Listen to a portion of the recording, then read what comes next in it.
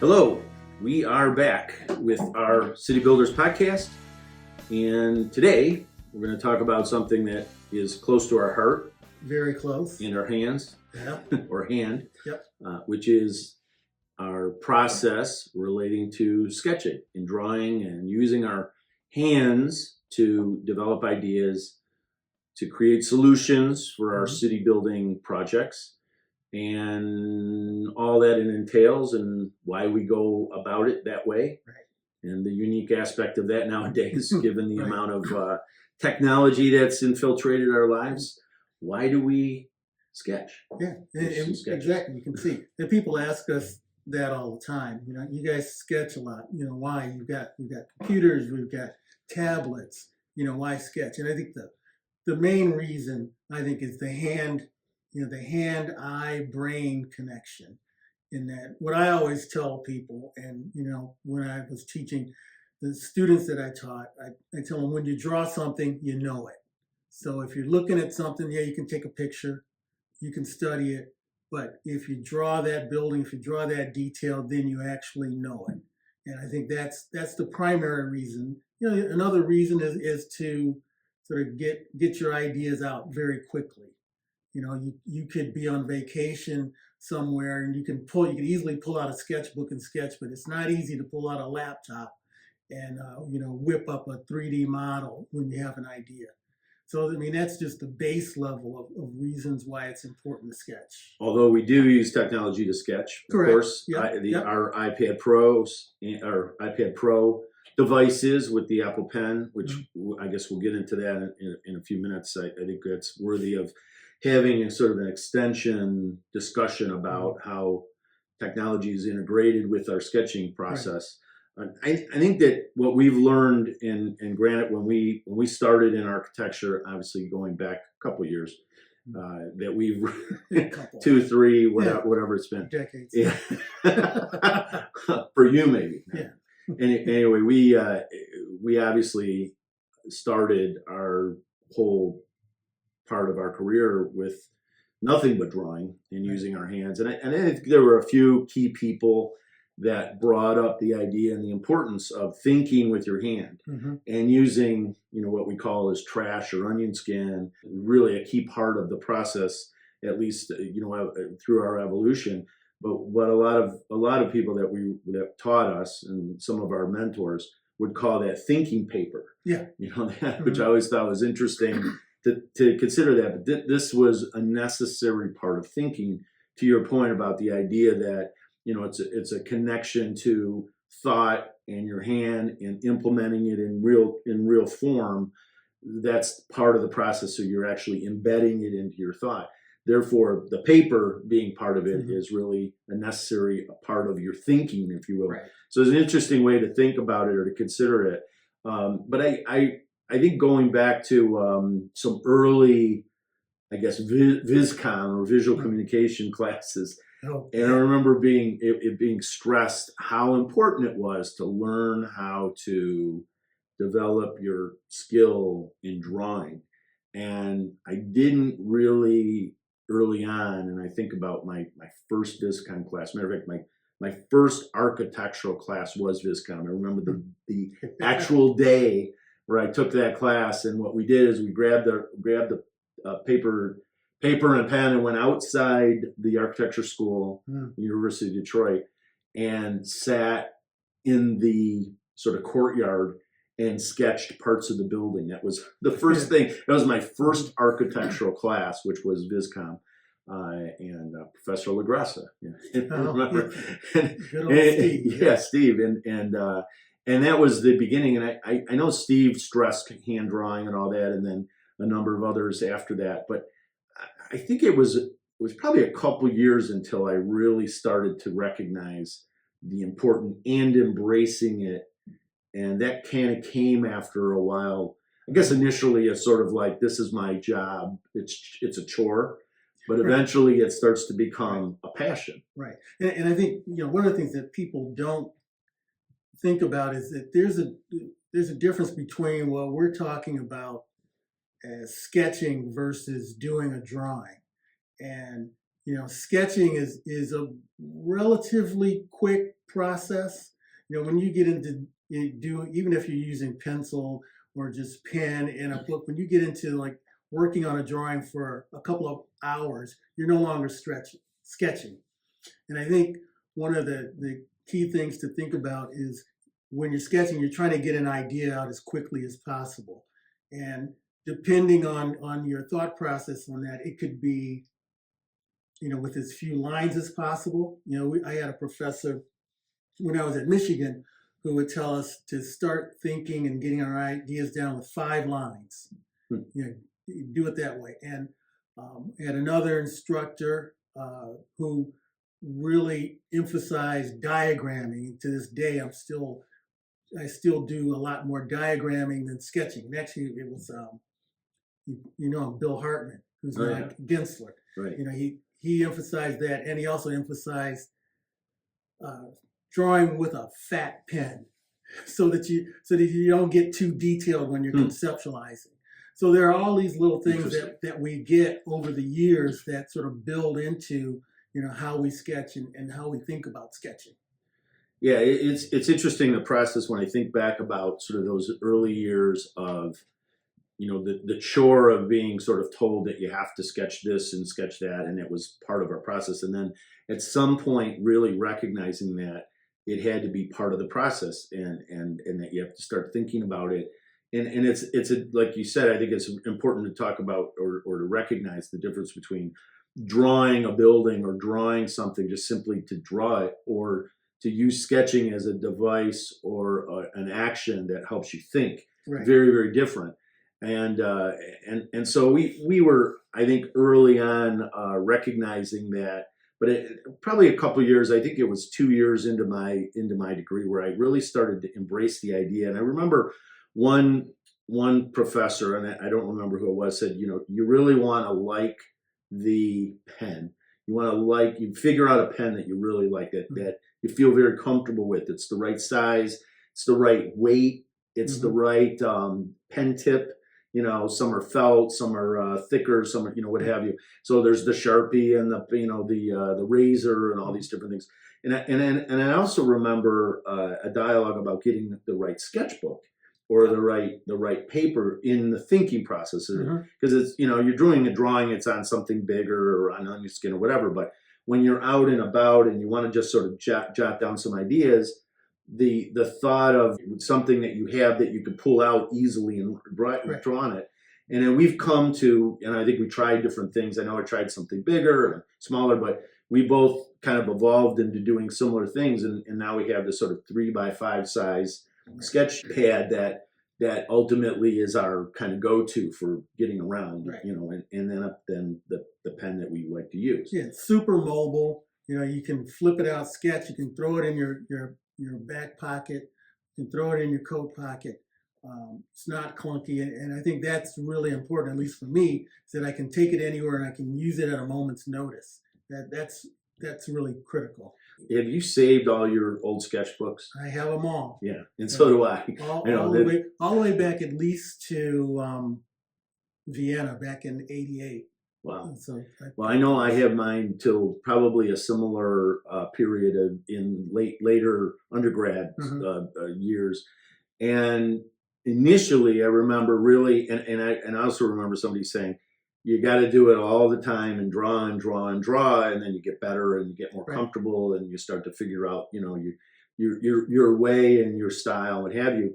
And I have all my original sketchbook. When I go back, I think about the pens that we had. We talk about the pens. Yes. The original pen that I used, I think it was a razor of some sort. It might have been the fine razor or whatever, razor pen and a razor point, whatever. And that was my go-to sort of black razor. I didn't really like the thicker. Didn't really use Sharpies, didn't really use some of those, but the razor was good, and I started using that as a base. And that evolved a bit. I don't know, what did you use in the early? I used, in the early time, I can't remember what it's called now, but back then, when I first started using it, it was called High Tech Point. and it came in 0.5 and 0.7. Yeah, And I remember those. You know it. It's Yeah. still around. It just has a Yeah. different name now. It's got a ball on the end, right? Wasn't it? Didn't it have Kind of like an ink ball? Yeah, it's kind of rolled Right. rounded at the end. Yeah. I still use them to this day, for some sketching. Although, of course, as we're about to talk about, I'm sure we've evolved into a higher level of penmanship. Yes. Well, one of the big influences that at least I had, and I think at some point we started recognizing the importance of the pen and the weight of the pen and all of that, and then at some point we found this 3x5 sort of size of Bristol board or whatever Strathmore paper, but the pen became a fountain pen. So at some point we started using fountain pens. I know that there were a couple of architects that we admired at the time and their sketching abilities and qualities, Helmut Jahn being one of them for sure, definitely. And some others, and recognized that Waterman pens and Mont Blanc pens and Schaefer and Parker and all these different fountain pens were a very interesting tool and of a higher quality. And one of the cool things is you could pick your own ink, right? And you could kind of develop a custom. Right. So that was one of the things that we evolved to. And I remember buying a Waterman pen early on. That was I think $50 or something like that. And it was it was incredible that I would spend that much money on a pen back then. I was like, are you kidding me? $50 for a pen? But now it's like $50 for a pen it's a great deal. Yeah, it would be pretty cheap. But back then, of course, as you're a student, what have you, I remember that Waterman pen that I bought with a gold nib, and that was I really recognized the value of the tool at that point, and we never went back. We've been using Waterman and other pens for many, many years, and that's kind of our go-to tool. Yeah, the fountain pen, I think, it's really amazing. And part of it is really psychological, because I'm sure there's some people out there who will just say, I can just use this regular old Bic pen. Inside scoop, inside story, right? Yeah. But I think from our standpoint, a blue Bic, by the way. Exactly. I think from our standpoint, the fountain pen, there's a psychological aspect to it that you almost feel like you're really doing a professional job when you're using it versus just practicing or playing around. When you're drawing, you're taking it a little bit more seriously when you use that fountain pen. And I think that's the most important thing to me about using it. And of course, the line quality. And as you mentioned, the ability to have your own customized color, which I think is also important. Which you do what? Right. Mine is purple. Yours is... Yeah, I use a mix that I create, which is I didn't want to use black because I thought that was, I wanted something unique, and I had used black with all the obviously regular pens. Right. But I liked the sort of brown sepia color, but I never really liked the way sepia was kind of, when you laid it on the pen, on the paper, it wasn't deep enough. It was too light. And so I ended up mixing the black with the sepia to create my own mix of something like a dark sepia, if you will, something like a deep brown or a burnt sienna or whatever you'd want to call it. And that's been my go-to for many, many years. So I have my own sort of separate mix that I kind of figure out, and that's what I've been using for a long, long, long time. And of course, we've evolved beyond. We've had all kinds of Waterman, but we've had, I think we both own. I don't know how many pens I own. I don't want to even think about it, but I know that we have a variety of types. Faber-Castell, Cross. We have Schaefer, Parker, a whole series of, and they all are. It's great to mix them up and use some for this amount of time, and then move to the next thing. And then the other thing is the pen nibs. I know we're getting in the weeds, but this is something we're passionate about. So we're going to just call this, our pleasure of our process. Yeah, nerding out on drawing and pens. But so if you're too overly uninspired, then feel free to catch us at the next podcast. But we're enjoying ourselves. So what the hell? But the one thing that we started doing, at least I did, is that recognizing the pen nib being fine for the sketching, because I think we really like the fine lines that come out of it. But then for writing, the fine is a little too fine for writing. Right. So I tend to use mediums for writing, and then fines for drawing. Right. So you have these sort of really special, Yeah. you got the special ink, you got the special pen, you got the special nib for different uses. I mean, Right. we've taken it to that level where, but in the end, isn't it, I think one of the things that I really, and you said it earlier about why we do this, and part of the thinking process and the connection and embedding the ideas from your head to, reality. But I think part of it is the joy of it, the passion of it. Right. It's to me, it's exciting to pull out one of my great pens and a nice piece of, either journal or a sketch pad, depending on if I'm writing or sketching, and doing it. Yeah. It's fun. Yeah. I mean, it sounds crazy that we enjoy it that much, but what better thing to do, right? Sitting in Lisbon or Paris or London or wherever. In a cafe, and you just pull out the pen and you don't even know what you're going to draw yet. You just know you're going to draw something. Yeah. Yeah. And even if it's just a couple of lines. Yeah, drawing or writing notes. I mean, this is one of the things we do on our global urban studies, is we always take a break from our long days of studying city and sitting and writing out sort of a log of the day, things we've learned and observed and things we did. So we have a record of it, but also start to sketch some of the ideas and some of the things that we saw that we think were important, that we really want to embed. And of course, we've taken hundreds and hundreds of photos of whatever it is, but there's, as you said earlier, something very important about the idea of sitting down and processing the idea into actual form, and makes you think about dimensions and sizes and heights and all those things to a high level. It really connects to like what you've seen and what you observed. And I think that's a really big part of it. Right. And it helps you think about the proportions of what you're looking at and how that translates into 2 dimensions versus what you see. And one of the things that, I think we haven't mentioned, but we should, is that, these types of sketches, that they aren't just, ideas that we kind of hide in our sketchbooks. They're part of our presentations. They're part of, what we present in client meetings, because we're really about the process, and we want them to know how we go from nothing to something. And that's all part of the evolution, going from the conceptual thought to the actual built product and the drawings that are developed along the way. Yeah, I think, and for those of you watching on the video, now on the podcast, we can say that we're behind us in our office is an array of our sketches. This is sort of a montage that we did on these boards that we use as a backdrop in our office.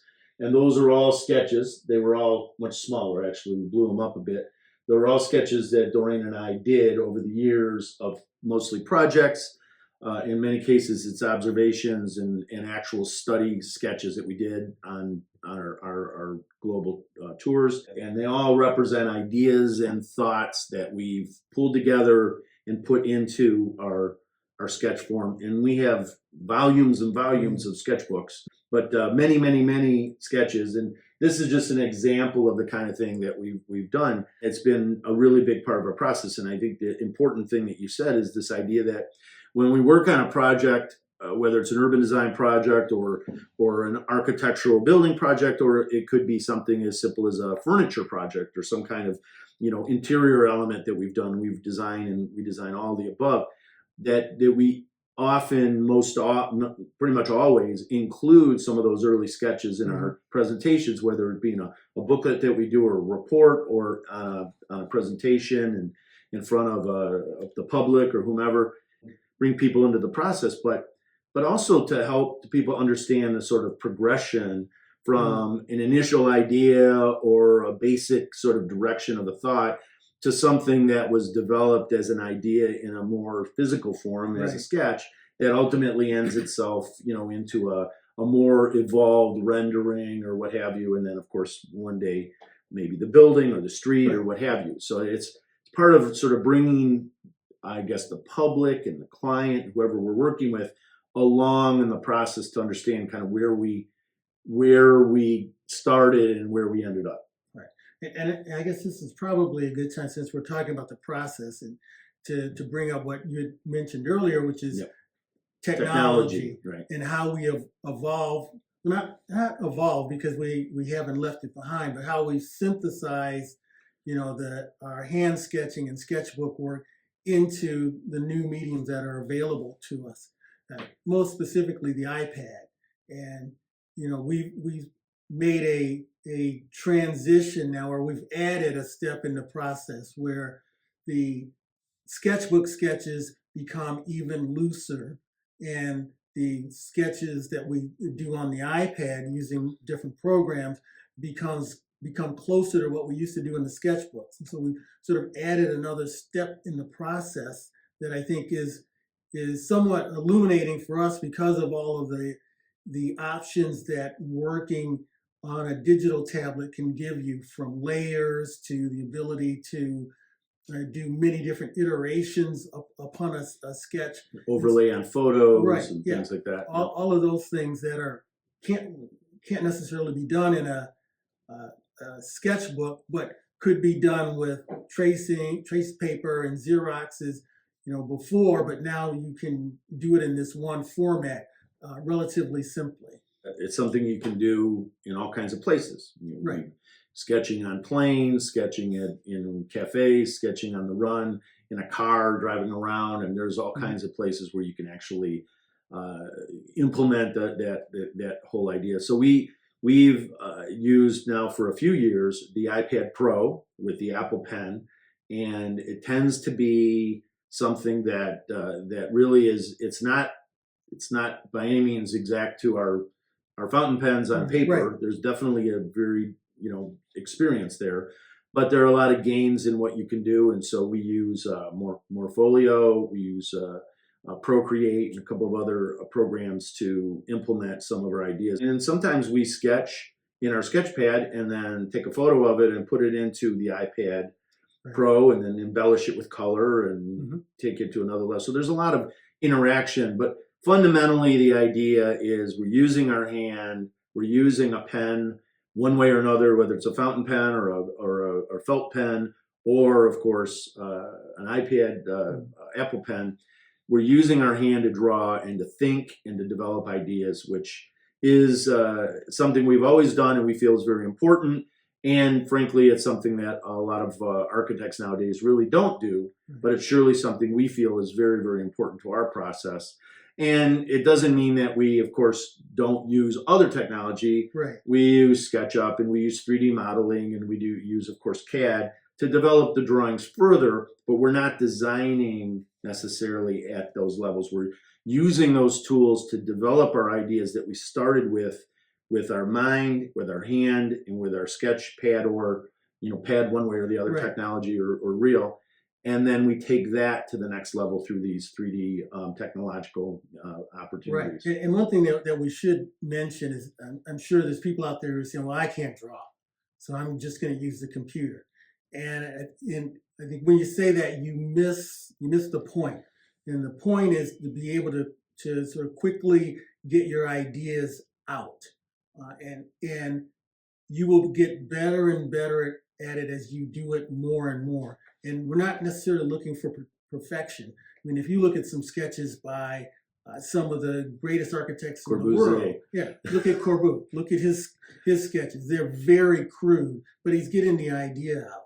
Or you look at someone like Richard Rogers, he did marker sketches that were rather crude, better than Corbusier, frankly, but that's another way of just getting the idea out, versus someone like, say, the late Michael Graves, who his sketches were closer to drawings. They were colored, but they had the essence of his project. So there's a whole range of things that you can do.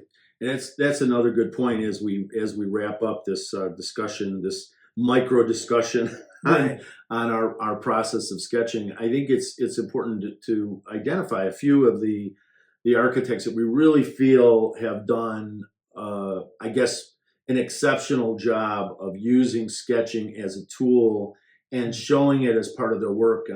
Terry, of course. Terry Farrell. Terry Farrell, phenomenal architect from London.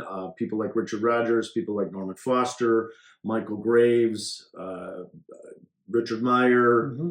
I'm thinking of a number of different sort of sketch, Mario Boda. Mm-hmm. There's a whole series of architects that have done great job of using their sketching as part of the process and have incorporated those into the presentations that you see in their monographs and things. Obviously, we mentioned Helmut Jahn earlier, very dramatic amounts. I mean, he is totally bought into sketching as part of the process, and in the littlest drawings, he would do a 50-story building in a 3-inch sketch and get an idea out there, which would ultimately become an 800-foot building. It's the communicating of ideas from your head to a paper that ultimately can connect to somebody who sees it and understands it. And I think I want to go back to one other point that you made, which I think is really important. This idea that well, I can't draw, or you're a talented artist or whatever. I was taught in the first days of architecture school, and I'm sure that you were taught the same way. The professors when you walk into architecture school, the professors would tell you, you don't need to know how to draw. We will teach you how to draw. Mm-hmm. And I was told that. Now, I had already kind of, started drawing comics and things like that, as I know that you did. We came from a long history of drawing comics and things like that when we were kids. But the reality was that they didn't expect you to draw. You didn't have to walk in the door and know how to draw. They were going to teach you, and as much as you wanted to learn and grow, you could do it. And they teach you the process. They teach you the technical way to think about things, still life, and all these different kind of techniques. And you just have to do it, just like anything. You're not born, I'm a drummer, right? I wasn't born playing the drums. Right. And I didn't have some great gift of how to be a musician. Mm-hmm. I picked up sticks and I went to a teacher and started learning how to draw or how to drum, and ultimately became a drummer, just like anyone else who takes up a musical, for the most part. Yeah, there are people that are a little bit more, I guess, gifted in these areas and might have an easier time than some others who have a maybe more difficult time. But the reality is if you put in the time, if you put in the effort, if you practice, you become very good. Exactly. And I didn't consider myself, a born artist. I developed my skill. I think you probably would say the same thing. Way, And anybody can do it. Right. Anybody can do it. And so it's really important. I think as an architect, the ability to draw, in my opinion, is very important. Right. And I would say that it's something that, in the community, in the building arts, in city building, communicating with people and understanding sort of the thinking process becomes quite critical. And so we obviously think it's a very high priority. Yeah, definitely. The thing that people have to remember is that your method of drawing or the way that you express yourself will be different than mine. Your sketches don't have to look like that. They can be your own thing. And I think that's how you start to understand that this is something that can be learned and can be adapted to your specific situation. Good. Well, I think we covered all the grounds. Yeah, we could continue to talk. We could continue this, but And I think if you want to know more about what we've done, you can go to our website, ArchiveDS.com, and we have an area on our website that's about the methods that we use, and there's some sketches in there and some explanation of some of our process in there. And then, of course, in any of our work, you'll see sketches probably shown up here or there and everywhere, and and then you can look at our office wall. Right.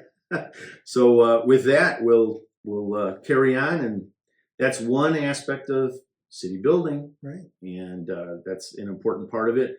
And we do this as we walk the streets, right? That's right. As we always say, walk the streets. All right. Thank you very much.